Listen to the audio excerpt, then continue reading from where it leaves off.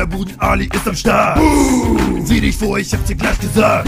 Verlasse meine Bude, weil ich raus muss. Leute kommen zu mir, fragen immer: Digga, das ist alles andere als Humor. Hör gut zu, denn heute stelle ich euch mein krasses Ghetto vor. Wo ich nie allein bin, dort wo ich breit bin, ich niemals leide. Schöneburg-Weide. Schöneburg-Weide. Wir spielen Schach den ganzen Tag. Schöneburg-Weide. Wir tun das, was Mama sagt. Schöneburg-Weide. Dort pennen wir die ganze Nacht. Weiden-Ghetto, Weiden-Ghetto. Schöneburg-Weide. Wir spielen Schach den ganzen Tag. Schöneburg-Weide. Wir tun das, was Mama sagt. Schöneburg-Weide. Dort pennen wir die ganze Nacht. Weiden-Ghetto, Weiden-Ghetto. Yeah. Und wenn ihr wollt, dann könnt ihr gerne erscheinen. Doch wir sind zu hart, denn wir schocken Bambi ohne zu weinen. Wow. Ja, da siehst du mal, wie hart wir sind. Ich bin kein Gangster, ich bin noch viel krasser, ja, ein Weidenkind. Yeah, scheiß auf Alkohol, ich habe Robbie Bubble. Müssen heimlich saufen, sonst geraten wir hier noch in Trouble. Dort, wo ich Spaß hab, bei UNO niemals aufgab. Die alten Spiele auch mag, auf der Weide jeden Tag.